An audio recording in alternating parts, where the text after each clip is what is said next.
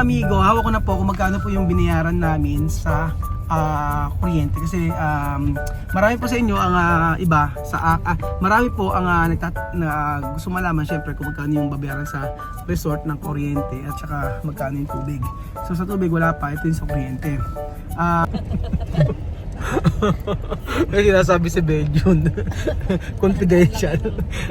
Magandang araw po sa inyo mga amigo. Kumusta po ang itim ko sa noon? Hindi ko naintindihan po ano po ito. So dito tayo kay Pogi at meron tayong pabudel fight mga amigo sa mga tauhan ni Kuya Marvin. So ang budel fight natin matindi mga amigo. Alam nyo ko ano? Mang inasal sa unang tikim. Amoy uling lahat. Mang inasal po. Meron tayong mang inasal na minarinig doon at yun po yung ating pakain yun. Conscious tuloy ako eh. Yun. Tapos meron tayong lechon. Ano yun? Sinigang na lechon. Yan gusto mong kailangan. Ganda naman ng anak ko. Ganda naman ng Kylie. Kylie, bakit tahimik ka? Ano ba kailangan? Pera. Totoo ba naglibre ka kay Lima? Ba, bait naman ni Kylie, manang-mana sa daddy. Naglibre ng Jollibee. Si Chuchi naman, manang-mana sa lola, Madiwara. So nandito na po tayo mga amigo at ito po ang ating ay ba't ang daming tsinelas? Mar Rojas, Corina Sanchez. Ang daming tsinelas. Meron tayo dito pabudel fight mga amigo sa mga tauhan ni Kuya Marvin. At syempre, ayan na. 5. Ang sumubo talo agad. Talo agad ang sumubo. Ang sumubo talo agad ha? Sinabi ko na sa inyo. Ang sumubo talo agad. Picture muna kayo. Picture. Ang sumubo talo. Picture muna. Asan pa si Aba? Ayun si Aba daw, Okay na Busog na po si Aba. Okay na ano na? Okay, lapang. Kain. Aba po, busog na. Kanina pa pala nag-aantay eh. Asan na yung niluto? Kaya po kayo. Kain na kayo. Kain na. Ay, ayaw ko na. 1,000. Masarap pa yung masarap pa yung mga inasal? Aha.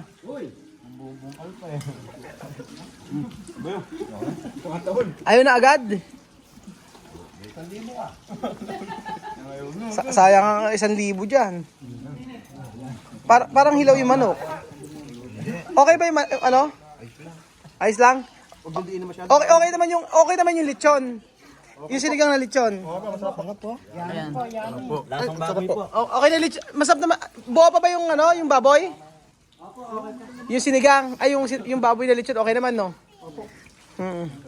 Nung nung 2020, 4 years ago, nasa freezer lang. Okay lang? 4 na taon na yan, nasa freezer lang.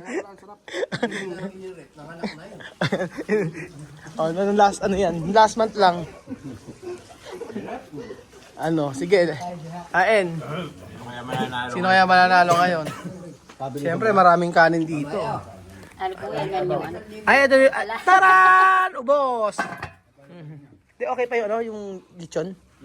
Okay pa, Nasa freezer naman yan eh. Kailan ba yan? 4 months lang naman. Okay pa, Okay naman ang 4 months. Wala namang amag. Ano lang? Wala namang amag. Wala daw amag. Wala pa namang anay. Inaanay. Sabaw. Sabaw. May sabaw pa. Sabaw.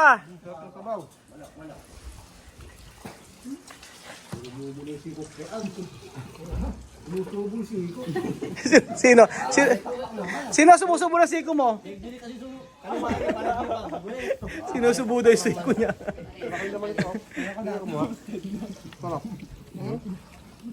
Hindi po, sapat lang po. Okay ba, ulam natin kulang. Ata. Sapat lang po yan. Sakto lang.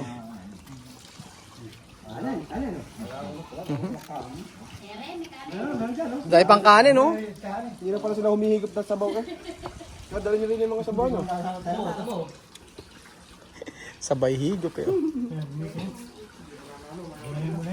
May na isa. Sino may na isa? Yung may isang umayaw. Ayaw, mayaw na rin. Mahina. Dito na. Ayaw mo na ba? Hindi ka. Ayun ba yung kanin, oh? Okay, kain na. Kain na. Sa antipo lechon na sinigang. Kumain na kayo. Napakainit. Naka-under ko na. Mainit kasi ngayon. Dapat isarado yung mga bintana. Kain na kayo. Kumain na kayo. Hindi kasi may kakasya sa isang lamesa doon. So, tingnan po natin kung sino ano. Oh, meron na mga umayaw. Ito na yung mga talo. Talo. Sino? Talo. Talo. Yung babae. Anak ni kuya. Kain pa na. No, kanin pa. Ang gabi. Aha. Kain ka lang, kain ka lang. Yan, hindi lang. Kain lang ng kain. Kain na ng kain. Aba, ginamit mo na ba yung kanang kamay mo? Yung kaliwa mo? Kaliwa pa lang. Kain pa lang po. Kaliwa, kanan pala ginagamit eh. Parang yung mga buto eh. Oh. Parang napunta sa'yo lahat eh. Hindi Napagbinta ko pa sa manok.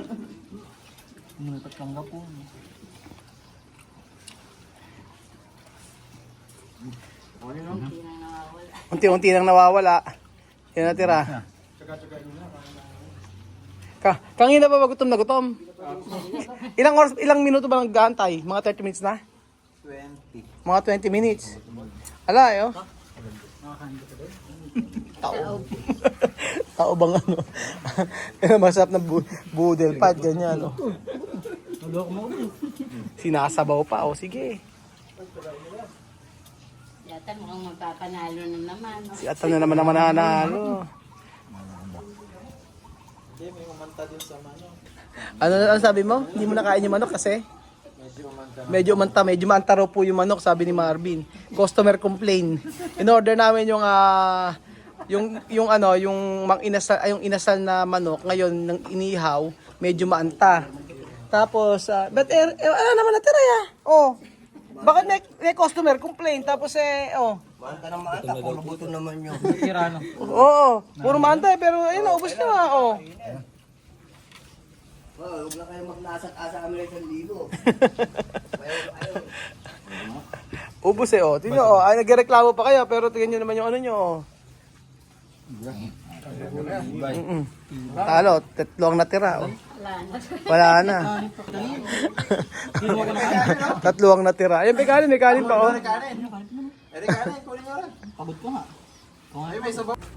Ay nako. Katatapos namin maglinis. Nakakapagod po sa kasaganyan. Napapagod. Pero sulit naman dahil nakaraos na naman ng isang araw at tayo ay nakapaglinis. Naglinis kami mga amigo.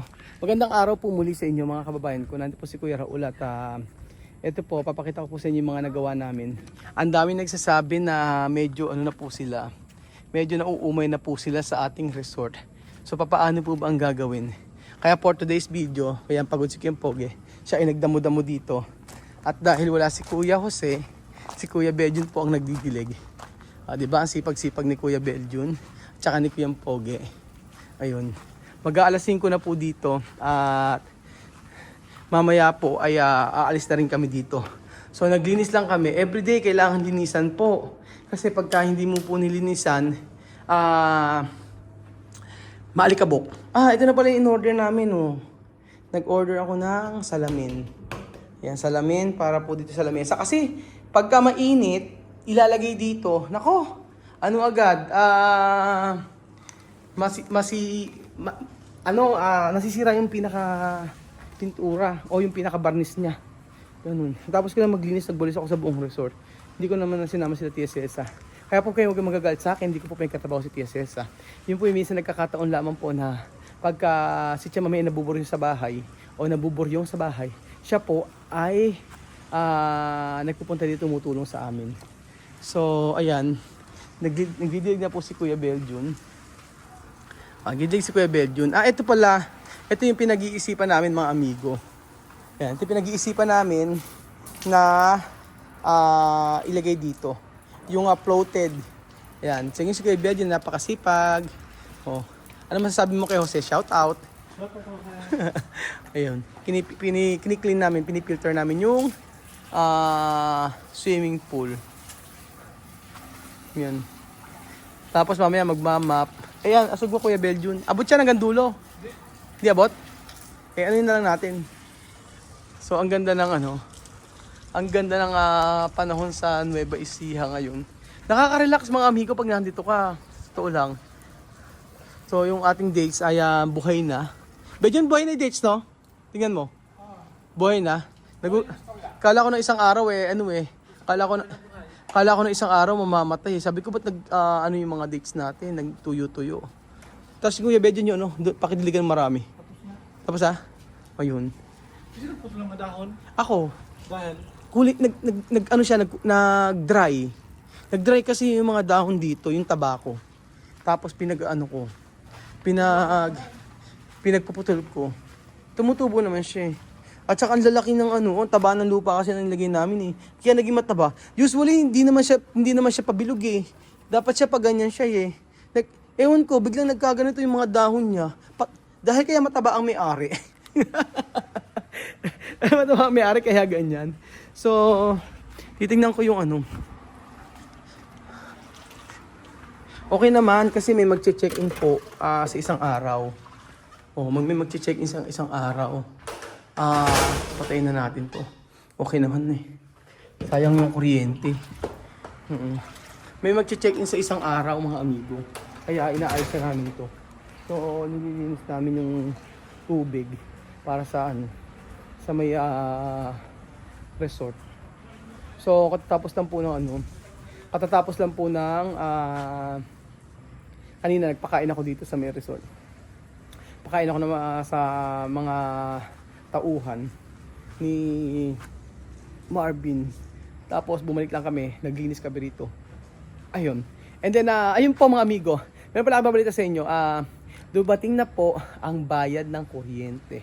So nagtatanong ako, bakit ganoon? Makikita niyo po mga amigo kung magkano po ang babayaran ko ngayon. Kasi alam niyo pagka may ang guest ngayong mula nang nag-start kami, bukod kasi may mga nagwe-welding, ginagamit yung kuryente, may refrigerator, hindi namin pinapatay. Tapos ilang beses na may nag-stay dito. At buti po kamo yung mga aircon namin inverter. Malalaman natin kasi ang gumaganang aircon mga amigo ay isa dito, 2 horsepower. Tapos dito po sa baba, I think 1.5, 2 horsepower. Ganun po yung natin, yung sa aircon natin. So, magkano kaya ang bill ng ating kuryente? Malalaman nyo po at ipapakita ko po sa inyo pag uwi ko ng bahay, nandun po sa bahay. At curious ako. Sabi ko, huwag niyo masabi sa akin kung magkano yung bayad ng kuryente ha. Kung nakatipid ba o hindi nakatipid. Sabing gano'n ni Ate Len ninyo, mabibigla ka. Sabi niya, ihanda mo na ang pera mo. Sabi ba sa akin? Sabi mga amigo, balikan ko po kayo mamaya. So, eto po mga amigo, hawak ko na po kung magkano po yung binayaran namin sa kuryente. Kasi marami po sa inyo ang iba sa marami po ang gusto malaman syempre kung magkano yung babayaran sa resort ng kuryente at saka magkano yung tubig. So sa tubig wala pa, ito yung sa kuryente. At yung iba kasi yung hingi pa ng discount, mura na yun sa may resort natin, yung tutusin kasi maraming umaandar na kuryente, maraming umaandar ng na doon yung refrigerator, yung aircon, ilan doon? 1, 2, 3, 4, 5 aircon ang gumagana doon. 5 ba? 1, 2, 3, 4, 5. 5 aircon po ang gumagana.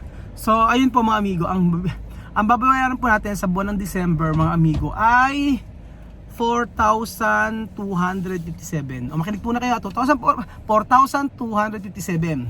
So eto po mga amigo ang totoo. Ang sabing ganon ng NECO ay kalahati lang ang pinabayad sa amin.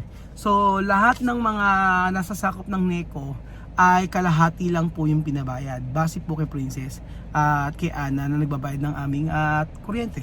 So ang dapat talaga babayaran namin ay nasa 8,000. So 8,000 na pesos po yun mga amigo. Pero makinig kayo hindi pa po ito this December ay hindi naman po masyadong marami ang nag-check-in dito. Ilan lang ang nag-check-in. Check ko kung ilan yung nag-check-in ng December ha. Ang nag-check-in po ng December ay 6 lang. O 6 plus yung kasama kami nung 6 plus yung kami 7 ng December 25 and then December 31. So yon mga amigo. Ganun po. Kaya po ang babayaran talaga namin is 8,000. Sabi po mga amigo. Kaya ayun. Alam niyo na po kung magkano yung unang babayaran namin sa January. Ito talaga pagka marami nakabook kasi ang January marami po mga amigo ang naka-book dito halos sa punuan yung Sabado at Linggo meron talaga. So abangan niyo po mga amigo kung magkano yung next natin na babayaran para alam niyo po. Kaya huwag na po kayong tumawad. Ang resort po natin syempre magbabayad pa tayo ng pasahod kay Weng, tubig, tapos yon, ganun pa. Kaya po tingnan po natin kung magkano po ibabayaran natin sa kuryente sa loob sa buwan ng January. So ayun po, maliwanag na po ang lahat mga amigo at least alam niyo na po. Salamat po mga kababayan ko. Bye.